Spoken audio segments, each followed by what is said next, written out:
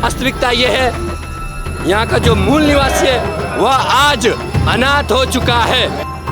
हमारे खेत खलियान बिक रहे हैं, हमारी बहू बेटियां तक बिक रही है, तो कहाँ से जो यहाँ रोजगार बचेगा? आज न यहाँ बहन सुरक्षित, न बेटी सुरक्षित और न रोटी सुरक्षित। कानून दे दे, वरना सत्ता पलट करने में हमें भी समय नहीं लगेगा, हमें भी समय नहीं लगेगा। मूल निवासी किले की बेदखल यखा, तुम्हें बोला हम क्षमा रहे बास फिर कखा। ये मेरा घेरा है, इसके अंदर मैं रहूँगा, इसके अंदर कोई नहीं आएगा, तो फिर उसके अंदर मैं ही रहूँगा, फिर वहाँ भी आप उस घेरे के बाहर आप भी नहीं आएंगे इस तरफ। जल जंगल जमीन हमारी, हक हमारो नी। पहाड़ हमारे, जंगल हमारे, पानी हमारा, जमीनें हमारी, और राज करने के लिए आ रहे बाहर के लोग वहाँ पर, हमें उन्होंने नौकर बना रखा है। उत्तराखंड राज बना हमारा, और ये परिकल्पना थी कि हिमाचल के जैसे हम भी विकसित हो जाएंगे, आबाद हो जाएंगे, सरसब जो आत्मनिर्भर हो जाएंगे। लेकिन धरातल में परिस्थिति ये है कि गांव उजड़ते जा रहे हैं, आज नहीं तो कल। 2006 में हाई स्कूल, 2008 में इंटरमीडिएट, 2011 में ITI कहां से? बलिया से, उत्तर प्रदेश से। 2009 में स्थायी निवास प्रमाण पत्र कहां? उत्तराखंड में। 2010 में एम्प्लॉयमेंट कार्ड कहां? उत्तराखंड में। यह है लूट, यह है लूट के सबूत। हम कोई हवा में बात नहीं कर रहे हैं।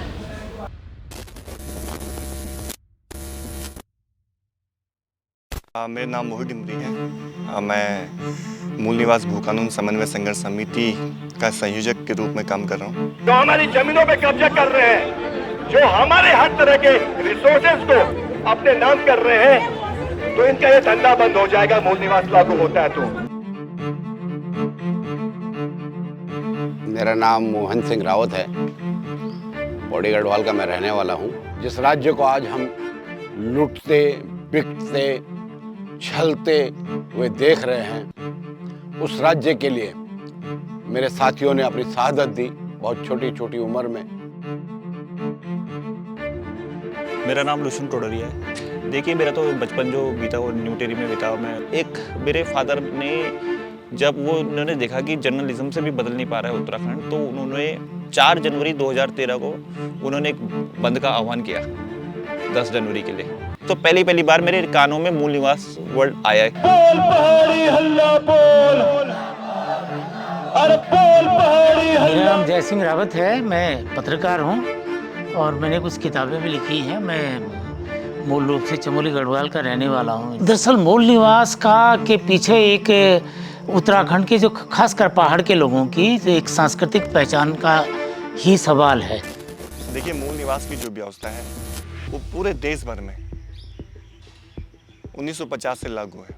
इसके लिए बाकायदा राष्ट्रपति ने नोटिफिकेशन भी जारी किया है, और इस तरह की समस्याएं पहले भी आई हैं कि कौन मूल निवासी होगा, कौन नहीं होगा। लेकिन जो राष्ट्रपति का नोटिफिकेशन है उसमें स्पष्ट है कि जो 1950 से जो जिस राज्य में रह रहा है वो वहाँ का मूल निवासी माना जाएगा। उत्तराखंड में भी ये स्थितियाँ पैदा हुई जब ये हमारा राज्य बना।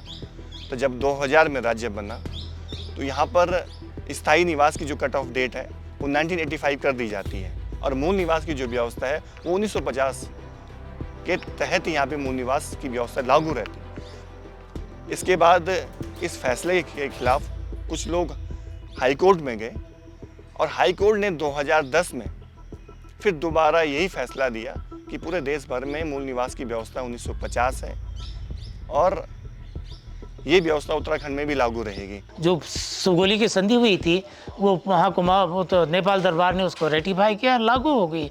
उसके बाद जो है नॉन रेगुलेशन एरिया के एक्ट के हिसाब से यहाँ पर शासन चला। मतलब जो शासन व्यवस्था मैदान में थी वो पहाड़ों में नहीं थी, उत्तराखंड के पहाड़ों में न गढ़वाल कुमाऊं में कुछ नहीं थी। और एक तो गढ़वाल ब्रिटिश गढ़वाल कुमाऊं के साथ था, और ये प्रिंसली स्टेट से टेरी अलग, ये अलग था। तो इनकी शासन व्यवस्था अलग थी। वो 1874 तक जो असम का शेड्यूल डिस्ट्रिक्ट एक्ट था, उसमें भी प्रोविज़न था कि मैदान की तरह यहाँ की शासन व्यवस्था नहीं होगी। वो क्योंकि यहाँ का कैरेक्टर जो था, जो इसका था, भौगोलिक सांस्कृतिक परिस्थितियाँ जनजातियों की जैसी थी, वह पहाड़ के लोग तो पहाड़ी लोग थे, तो वो शेड्यूल डिस्ट्रिक्ट एक्ट की वजह से इसका शासन हुआ। और आप जानते हैं कि यहाँ पटवारी व्यवस्था है, मैदान में पुलिस होती थी, यहाँ क्या था, पटवारी था, उसको सारा उसको से पुलिस की उसको क्यों था, वो शेड्यूल डिस्ट्रिक्ट जो एक्ट की धारा 5 जो थी उसमें प्रोविज़न था यहाँ के लिए अलग करो। फिर कुमाऊँ पुलिस एक्ट बना 1916 का, तो वो क्या बना, सब उसी एक्ट के हिसाब से। मतलब ये हमारा जो शेड्यूल डिस्ट्रिक्ट जो था तो काफ़ी दिनों तक रहा, तो उसको कंटिन्यू करो आप। इसका मतलब शासन स्वतंत्र भारत ने भी महसूस किया, ब्रिटिशर्स ने महसूस किया, हमारा सांस्कृतिक पहचान महसूस की। आपने यहाँ के उसको उसमें हिमाचल में किन्नौर है, 5-6 इलाके हैं, पांगी वैली है, भरमौर है, लाहौल स्पीति है, उनको तो आपने क्या कहते हैं शेड्यूल डिस्ट्रिक्ट का वो उसका कर दिया, शेड्यूल 5 में डाल दिया। इसको भी डाल दो क्योंकि ये ऑलरेडी था, तो इसलिए डाल दो। जब ये हो जाएगी तो ये मूल निवास वगैरह, क्योंकि ये मूल निवास का दरअसल है प्रेसिडेंशियल ऑर्डर है 1950 का, उसमें व्यवस्था है कि क्या कहते हैं शेड्यूल कास्ट, शेड्यूल डिस्ट्रिक्ट जो थी ट्राइब्स का जो स्टेटस उस समय था 1950 में था, वो स्टेटस बना रहे, वो संविधान ने उनको गारंटी दे रखी है। पहले डोमिसाइल होता था, हम लोग जब कभी नौकरी के लिए कहीं अप्लाई करते थे तो डोमिसाइल होता था, तहसीलदार देते थे और होते थे। अब उसकी जगह इन्होंने क्या कर दिया, होशियारी से वो कर दिया, वो स्थायी निवास कर दिया। पहाड़ों में जाके जब हमने देखा कि स्थिति तो बहुत ही भयानक ही है, जब हमने इधर घूमा, जब दुर्गम क्षेत्रों तक गए, हमने पिथौरागढ़, चमोली, टिहरी, पौड़ी हर क्षेत्र नापा ट्रैकिंग करते हुए, तो उसके बाद हमें समझ में आया कि यार स्थिति तो बहुत ही ज़्यादा भयावह है। युवाओं पे ना रोजगार है, ना वो कोई स्वरोजगार करना चाहते तो उनको कोई मदद मिल रही है मूल निवासी युवाओं को। और इसी बीच में भर्तियाँ घोटाले भी हो रहे थे और मूल निवास की बात भी हो रही थी, और लगातार ये देखा जा रहा था कि गैर जो या उत्तराखंड के जो निवासी नहीं हैं वो लगातार भर्तियों में पैसा देके अपने आप को, मतलब ये था कि अपनी नौकरियां ले रहे हैं, और बहुत ही बड़े लेवल पे वो घोटाला चल रहा है। हमने देखा कि हमने भी जब प्रमाण पत्र बनाया तो स्थायी निवास प्रमाण पत्र बनाया, और लगातार जो हमारे साथ के युवा थे वो सभी स्थायी निवास प्रमाण पत्र बना रहे थे। और उत्तराखंड में हम ही एक ऐसा, पूरे देश में हम ही एक राज्य था क्योंकि उत्तराखंड का कि जहाँ स्थायी निवास प्रमाण पत्र बन रहा था। तो ये जो सुप्रीम कोर्ट का भी जो फैसला था, जो 26 जनवरी, जो 6 सितंबर की जो डेट थी कि 6 सितंबर 1950 से जो जिस स्टेट में रह रहा है वो वहाँ का मूल निवासी माना जाएगा, और प्रेसिडेंशियल नोटिफिकेशन भी है। तो जब हर स्टेट में मूल निवास प्रमाण पत्र बन रहा था, तो हमारे यहाँ जब स्थायी निवास प्रमाण पत्र बनना था तो हमने भी इसके बारे में देखा कि यार हम स्थायी निवासी क्यों हो रहे हैं इस राज्य में, और जो दूसरे स्टेट का मेरा कोई दोस्त है तो वो तो मूल निवासी है और वो यहाँ भी स्थायी निवास बना पा रहा है, ऐसा भी हो रहा था।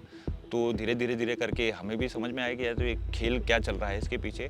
तो भर्ती घोटालों में भी हमने देखा कि लगातार जो स्थायी निवास प्रमाण पत्र बना के आ रहे थे, कहीं उन्होंने तो फर्जी स्थायी निवास प्रमाण पत्र बना दिया था, वो यहाँ की नौकरियाँ खरीद रहे हैं, वो यहाँ ज़मीनें ले रहे हैं, और पूरा जो बंदरबाट चल रहा है ज़मीनों का, नौकरियों का।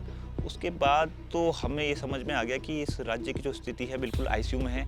मूल निवास ये तो सबको पता है, आपको भी पता है, 1950 की एक व्यवस्था थी हमारी, हर राज्य में होती है। लेकिन ये भगोड़ा सरकार आई 2012 में और इन्होंने सब पलट के रख दिया।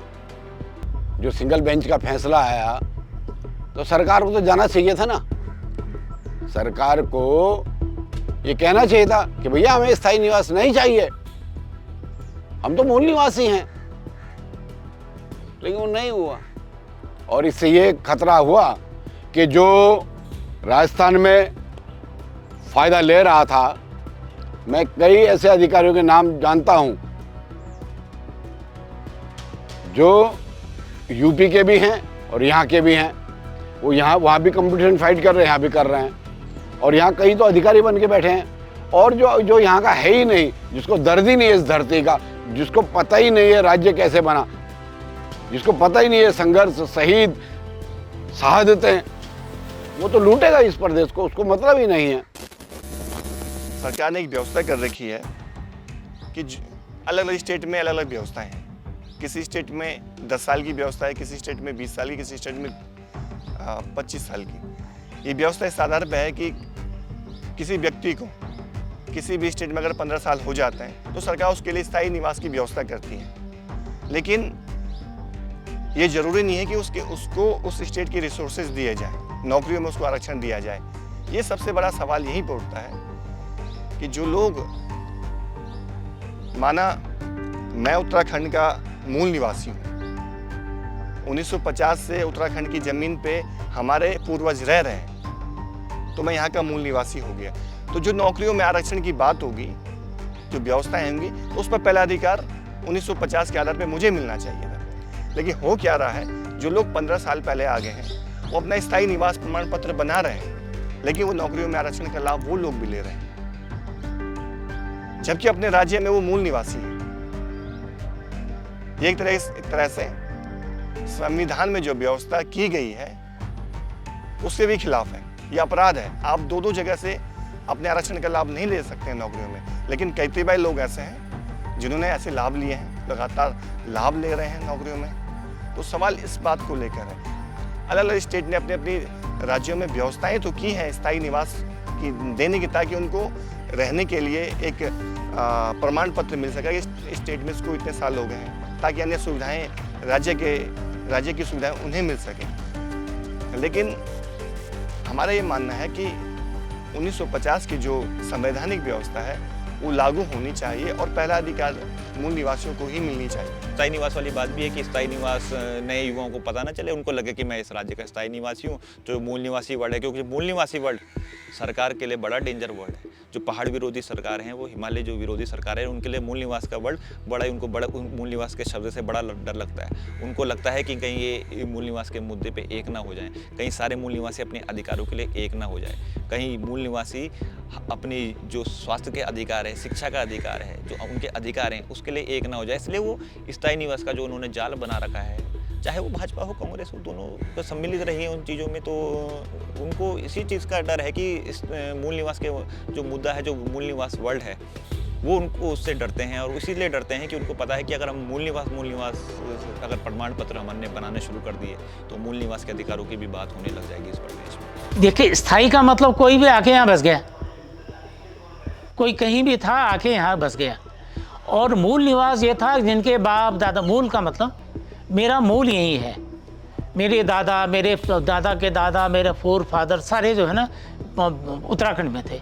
वो चाहे भले मैं टिहरी में रहा हूँ, चमोली गया हूँ, देहरादून में रहा हूँ, यहाँ से भी कहीं भी गया हूँ, लेकिन मेरा यही है, क्योंकि मेरी जुड़ाव इस धरती से है, मेरे पुरखों की धरती है ये। मूल निवास का मतलब मेरे पुरखों की धरती है। और स्थायी निवास मतलब जो ब्यूरोक्रेट या जो नेता है जो बाहर से आए वो यहाँ बस गए, वो भी भारत के नागरिक हैं, उनको हो। लेकिन जो बाहर से आए हैं वो तो वेल ऑफ आए हैं ना, ठीक लोग हैं। यहाँ का ज़मीनों का सब संकट हो गया है, लोगों ने खरीद ली ज़मीनें, जो प्राइम लैंड ही खरीदी। जो थोड़ा बहुत तिवाड़ी जी ने बनाया भी था, जो कानून बनाया था, वो इनके बीजेपी के राज में ख़त्म कर दिया उनको। और जो धारा 143 रखी हुई थी कि भाई उसके ख उसमें रखा था कि आप इंडस्ट्री के लिए वो ज़मीन ले रहे हैं, तो अगर 2 साल तक नहीं लगाई तो आप जब्त हो जाएगी। वो धामी जी ने के राज में वो 143 ख को एबोलिश कर दिया गया, उसको डिलीट कर दिया। मतलब जो ज़मीनें खरीदी थी वो उनका वारा न्यारा हुआ बहुत बड़े पैमाने पर। क्यों हुआ ये तो सरकार ही बताएगी, आपने क्यों, आपको उनके साथ सहानुभूति हुई, आपका क्या उनके साथ इंटरेस्ट था। अगर आप ईमानदार थे तो बताओ ना, क्यों किया आपने वहाँ, कि उसकी ज़रूरत क्या थी उत्तराखंड के इंटरेस्ट में। आपने जो 143 धारा JDLR की 143 का और ख़त्म कर दिए। तो इस तरह का उत्तराखंड का चरित्र है। देखिए, मूल्य ये आप तो मैं बताना चाहूँगा कि जैसे जो प्रेसिडेंशियल नोटिफिकेशन है, जिसकी मैंने बात पहले भी कही थी कि 6 सितंबर 1950 प्रेसिडेंशियल नोटिफिकेशन था कि जो जिस स्टेट में रहेगा वो स्टेट का मूल निवासी माना जाएगा। तो गुजरात और 1962 या 63 में गुजरात और महाराष्ट्र का भी विभाजन हुआ, उस समय भी ये बात चली थी। उस समय भी 1977 में भी फैसले आए थे कि मूल निवास जो 1950 है वही माना जाएगा। उसके बाद भी राज्य बनने के बाद भी केसेस हुए थे, जिसमें फिर भी सुप्रीम कोर्ट ने ऑर्डर ये दिया था कि 1985 होगा। सारा खेल 2012 में ही हुआ, जब विजय बहुगुणा की सरकार थी, तो वहाँ से सुप्रीम कोर्ट में 17 अगस्त को मेरे ख्याल से वो डेट थी कि जब सुप्रीम कोर्ट का फैसला आया कि सिंगल बेंच ने, नहीं, उत्तराखंड के जो सिंगल बेंच है उसने फैसला दिया कि जो राज्य बनने के समय से रह रहा है वो स्थायी निवास माना जाएगा। तो उसके खिलाफ खेल यही हुआ कि विजय बहुगुणा की सरकार, उन्होंने उस सिंगल बेंच के खिलाफ अपील नहीं करी, जबकि एक स्टेट की सरकार अपने राज्य के निवासियों का, मूल निवासियों का अधिकार बचाने के लिए सुप्रीम कोर्ट तक लड़ती है और अधिकार बचा के भी आती है। परंतु विजय बहुगुणा की सरकार ना तो केस लड़ी, ना उसके खिलाफ गई, ना उन्होंने ऐसा कुछ किया कि जो लगे कि उनको कि वो मूल निवासियों के पक्ष में या इस राज्य के जो लोग हैं, जो हिमालय के जो लोग हैं, समाज के लोग हैं, उसके पक्ष में हो। और सबसे बड़ी दुर्भाग्य की बात है कि उनके पिताजी को तो हिमालय पुत्र कहा जाता था। 2012 में विजय बहुगुणा सरकार के समय हाई कोर्ट की सिंगल बेंच का फैसला आता है कि जो व्यक्ति उत्तराखंड में राज्य बनने के समय से रह रहा है वो यहाँ का स्थायी निवासी माना जाएगा। इस फैसले को उत्तराखंड सरकार को चुनौती देनी चाहिए थी, लेकिन सरकार ने डबल बेंच में न जाकर न सुप्रीम कोर्ट में इसकी पैरवी की और इस फैसले को हूबहू यहाँ पर लागू कर दिया गया। तब से यहाँ पर मूल निवास की व्यवस्था ही खत्म हो गई। जबकि इससे पहले 2012 से पहले 2010 में हाई कोर्ट ने, सुप्रीम कोर्ट ने अपने आदेश में यह फैसला दिया था कि उत्तराखंड में जो भी व्यक्ति 1950 से रह रहा है वो यहाँ का मूल निवासी माना जाएगा। अगर सरकार चाहती तो 2012 के फैसले को डबल बेंच में और सुप्रीम कोर्ट में चुनौती दे सकती थी, लेकिन सरकार ने बिल्कुल भी ऐसा फैसला नहीं लिया।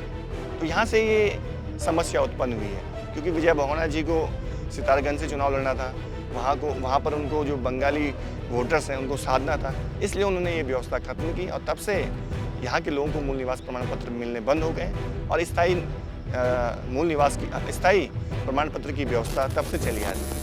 ये एक बहुत बड़ी साजिश है। ये भ्रम फैलाया जा रहा है।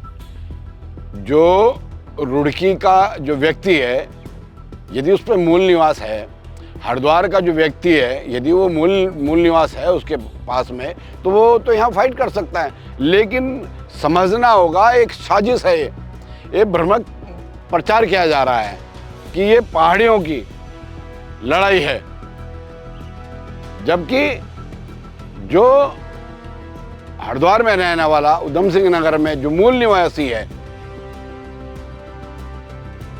तो उसके पास में मूल निवास है तो उसको तो कोई दिक्कत ही नहीं होनी है। दिक्कत उसको है जो दिल्ली से आया है, जो अभी 10 साल पहले, 4 साल पहले, 2 साल पहले आया है, उसको दिक्कत है। वो ये भ्रम फैला रहे हैं। देखिए, उसको करने के लिए होना नहीं चाहिए। देखिए, उत्तराखंड के लोग राष्ट्रवादी लोग हैं, आप समझे नहीं, और पहाड़वाद, मैदानवाद नहीं करना चाहिए, क्योंकि उत्तराखंड के लोग, आप समझते हैं, फिजी तक गए, बद्री प्रसाद बुमबुला वहाँ के प्रधानमंत्री बने।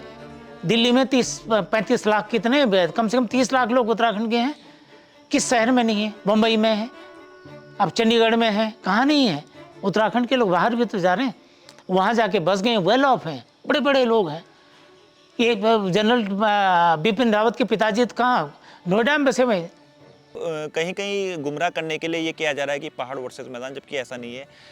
अपने अधिकारियों की बात करना, मूल निवासी तो जो हम कह रहे हैं 1950, अगर हम मूल निवास की डेट 1950 बोल रहे हैं, उस प्रेसिडेंशियल ऑर्डर की बात हम बात कर रहे हैं, तो जो 1950 से उत्तराखंड की परिधि में रह रहा था, चाहे वो हरिद्वार में रह रहा था, चाहे वो देहरादून में रह रहा था, चाहे वो पौड़ी में रह रहा है, चाहे वो पिथौरागढ़ में रह रहा है, सभी उस मूल निवास की धारा में आ रहे हैं। जमीन के कानून में भी, भू कानून में भी वही बात है कि जमीन के कानून तो हम ऐसा बोल ही नहीं रहे कि पहाड़ को दे दो, इनको छोड़ दो। हम तो पूरे उत्तराखंड की बात कर रहे हैं, और उत्तराखंड की बात है तो सभी जो उत्तराखंड की बाउंड्री में जो आ रहे हैं उनकी बात है। देखिए, इसमें क्या है कि कुछ लोग हैं जो पहाड़ और मैदान को बांटने की बात कर रहे हैं, उनका इसमें राजनीतिक अपना एजेंडा है। हमने कभी भी पहाड़ और मैदान को बांटने की बात ही नहीं की। हम तो ये कह रहे हैं कि 1950 से उत्तराखंड की ज़मीन में जो भी व्यक्ति रह रहा है, चाहे वो मैदानी क्षेत्र में रह रहा है, चाहे वो पहाड़ी क्षेत्र में रह रहा है, उसको इस बात से नहीं घबराना चाहिए कि आने वाले समय में उससे नौकरियां नहीं मिलेंगी मैदान के लोगों को।